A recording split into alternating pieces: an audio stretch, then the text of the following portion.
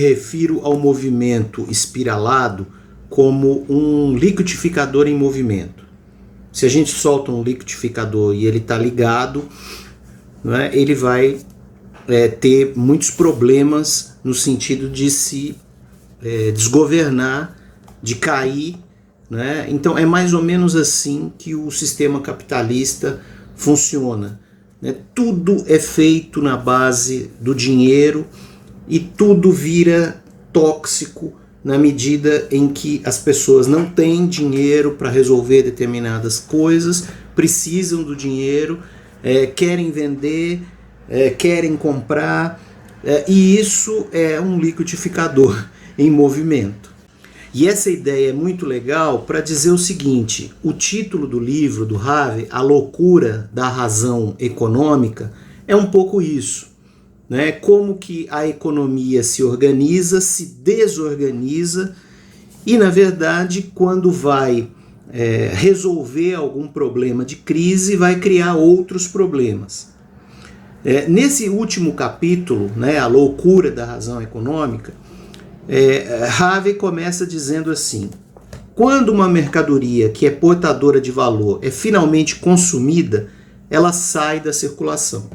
Ou seja, o grande objetivo, qual que é? É produzir alguma coisa, vender e consumir. Se fosse tudo assim, né, simples, vamos produzir, vender e consumir. O problema é que, ao produzir, nós já criamos um pedaço de mais valor, de mais valia, que vai lá na frente fazer o lucro, o resultado do capitalista, as enchentes de dinheiro que a gente tem na sociedade. Então eu vou ler um trecho aqui para vocês verem como o dinheiro é poderoso no sentido objetivo e no sentido subjetivo.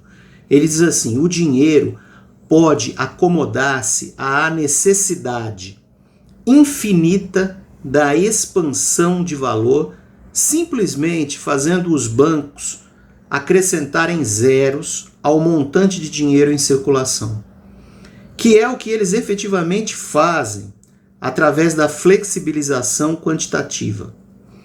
Ou seja, no mundo onde o dinheiro se tornou algo, não só um fetiche, mas algo, um semideus, né? Ele passa a ser mais perigoso na medida em que não tem lastro mais no ouro, etc. E ele é só uma coisa fictícia que você acrescenta zeros. Né? Por quê? Porque isso, se descobrirem, né, que essa fórmula não leva, né, à felicidade dos homens, etc., né, o dinheiro passa a não ter sentido nenhum. Né? Então ele precisa ter um sentido. Né? E esse sentido, ele deixa de ser simplesmente um meio de troca para ser a expressão na qual as pessoas vão, né, fazer guerras, criar coisas, enfim, vão matar pelo dinheiro, etc. Então, por isso, é uma dimensão de loucura. Bem, quando Harvey vai ver o capítulo 3, né, do Capital, ele diz assim: o capital, lá, segundo Marx, portador de juros, aparece como a matriz de todas as formas insanas de capital. O dinheiro volta a seu papel como mercadoria, mas uma mercadoria cujo valor de uso é o fato de poder ser emprestada a outras em quantidades infinitas para produzir mais-valia. Então, olha que coisa interessante. O dinheiro, ele deixa de ser um meio de troca. Olha, nós vamos precisar de tanto para trocar por isso, para comprar essas coisas, para comer, para se vestir, etc. Não, ele passa a ser o senhor da jogada, né? Ou seja, ele vai ser a máquina que vai fabricar juros, que vai fabricar empréstimos, que vai fabricar crédito, que é um dinheiro futuro. Né? Ou seja, o dinheiro passa a dominar a ação dos homens. Não são mais os homens que têm a rédea nas mãos, mas sim o dinheiro. Isso cria dívida, né? Na página 175, o Harvey tem um gráfico aqui, desde 1950, de 10 em 10 anos, como que a dívida pública cresceu, né, de forma intensa, né, nos Estados Unidos aqui no caso. Depois tem um outro gráfico a respeito do consumo de cimento pela China.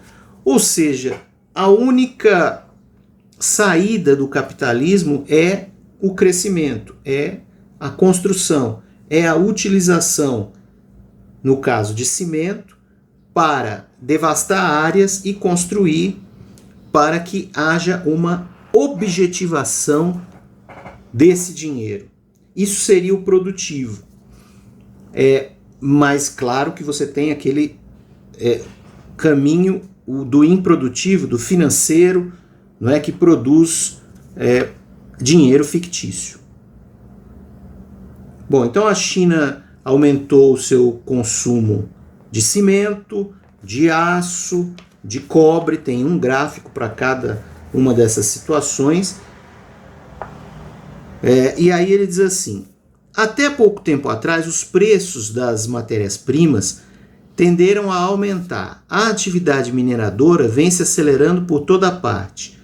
Da Índia à América Latina, passando pela Austrália, montanhas inteiras estão sendo removidas na procura de minério, prática que vem gerando todo tipo de consequência política, econômica e ambientais deletérias.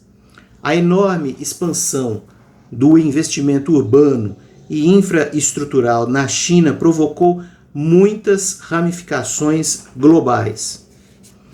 Então veja que, por mais que a China seja um país desenvolvido, que esteja no atual momento, não é, com as cartas na mão para ditar as saídas inteligentes de toda a devastação do capitalismo, ela mesma devasta, ela mesma cria, não é, um movimento a favor do capital. Bom, mas é claro que se a gente compara a China com os países capitalistas, Estados Unidos e os países centrais na Europa, etc., o que você vê? Diante do caos, do desemprego absoluto, a China consegue desempregar menos, a China tem uma saída, não é, para amenizar todos esses conflitos e todos esses desastres. E mais uma vez aqui a ideia da expansão, e o Harvey pontua muito bem, que ele diz assim: a mudança de escala e de velocidade vai ao encontro do retrato que Marx fez do impulso do capital para reproduzir a si mesmo por meio da aceleração da expansão tanto nos valores de uso quanto nos valores de troca. Não foi apenas a China que ensaiou uma emulsão dessa história com tentativas de lidar com as crises por meio da promoção de grandes projetos de construção, erguendo casas e enchendo-as de coisas. Ou seja, é uma crítica interessante. Por quê? Porque vai dizendo pra gente que se nós não cuidarmos do nosso ambiente, entenda, isso aqui é muito simples,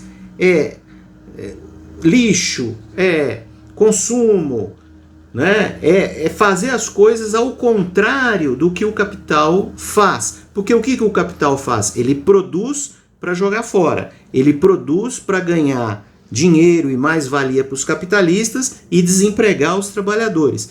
Então, quanto mais a gente sair dessa lógica, né, mais a gente vai apontar na direção do anticapitalismo, que é uma das teses centrais do David Harvey.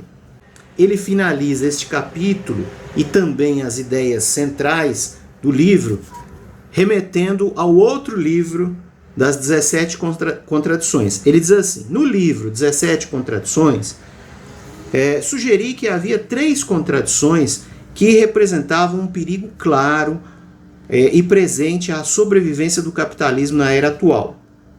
A primeira é o estado de deterioração em que se encontra a nossa relação com a natureza. Olha aí. A segunda é o crescimento exponencial infindável que havia atingido um ponto de inflexão na curva de crescimento composto, que estava rapidamente se mostrando cada vez mais difícil de se manter diante da progressiva escassez de oportunidades de investimento rentável. Aí aquela história, né, do bilhão, do trilhão, do quadrilhão, do infinito número de zeros que se colocam nas contas e enfim, isso vira uma coisa incontrolável, né? Então essa é uma grande contradição. A terceira consiste naquilo que eu denominei alienação universal. Então veja, vamos entender o seguinte, olha, o valor em Marx é trabalho alienado socialmente necessário. Na medida em que o capital é valor em movimento, a circulação de capital implica a circulação de formas alienadas. Até que ponto essas alienações estão por trás das evidentes manifestações políticas de descontentamento e desespero? Ou seja, quanto mais se produz, mais alienação se gera.